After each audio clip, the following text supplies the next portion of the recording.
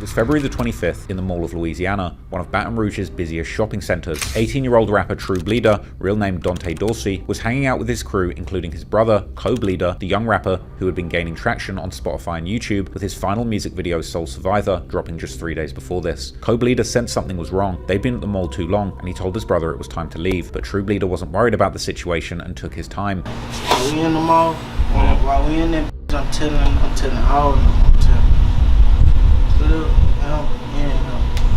tell them like, son, you ain't got this who really want to do us something, son. Like, we ain't got to take this shit serious, and like, we've been in it too long. Yeah.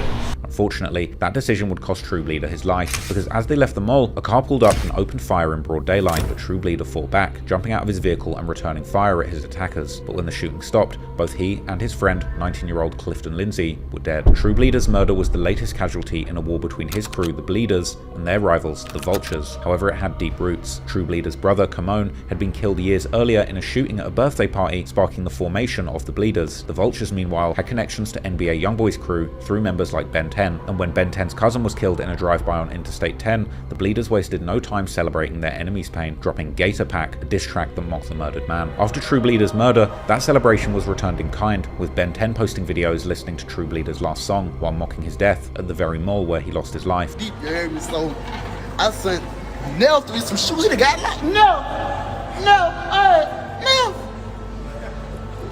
I got Tay with me, cause I can't go out like them other boys. You heard me? Fake. What's Sam, gangster? Yeah, that's who I am. I am on location and that, man. Being pussy in the mall.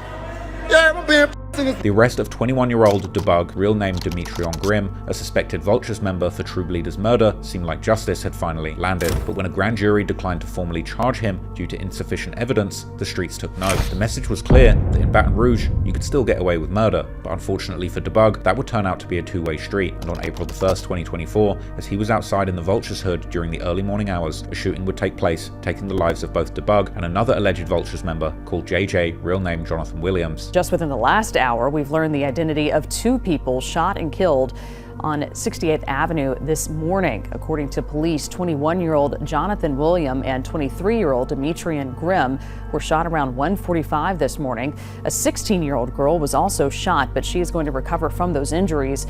Right now, Baton Rouge police have not announced any suspects in this one either. This would turn out to be part of an exceptionally violent 24 hours in Baton Rouge, during which 4 people would end up losing their lives, while 8 would end up injured, with people online marking it as one of the worst days in the city's history. Moreover, if online rumors are to be believed, the murder of Debug may have been retaliation due to an earlier shooting that night, which had taken the life of a man affiliated with the Bleedas. This incident taking place less than 2 hours before the shooting that killed Debug. However, in a surprise turn of events, the investigation into the incident that claimed the lives of Debug and JJ would eventually lead to an arrest of 4 members of the Vultures for the murder of JJ, including their best known rapper, YKWHFV, which stands for You Know What It's Hitting For, real name Javea Ferguson. This would cause much confusion amongst fans who were trying to understand why the Vultures would have killed one of their own. The Bleedas would provide their own clues, like the rapper Fully Gang Jit, who would seemingly insinuate in one of his songs how JJ had frozen with his gun when the Bleedas slid on them and shot Debug, which could help explain the possible motive behind the Vultures allegedly killing him. This was only the beginning of the trouble for the Vultures. In one of the more recent incidents, in the early morning hours of March the 5th, 2025, a 25-year-old member of the Vultures, called AWOL Bino,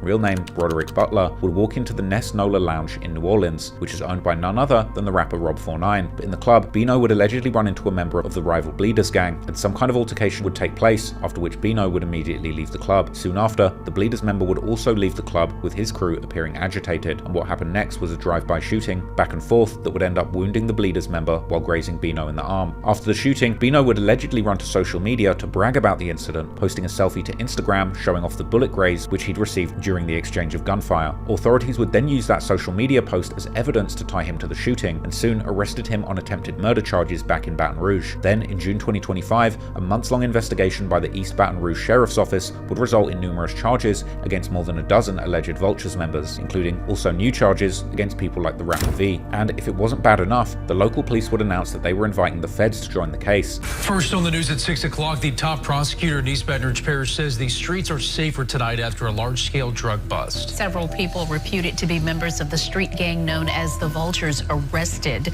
News 2's Destiny Beasley reports federal investigators are now joining that case. So whether it meets the federal definition that they're looking at, and I think that a lot of these cases do because of the gun involvement, prior convictions, drug involvement. District Attorney Hiller Moore says it all comes down to the U.S. Attorney to prosecute the alleged Vulture members.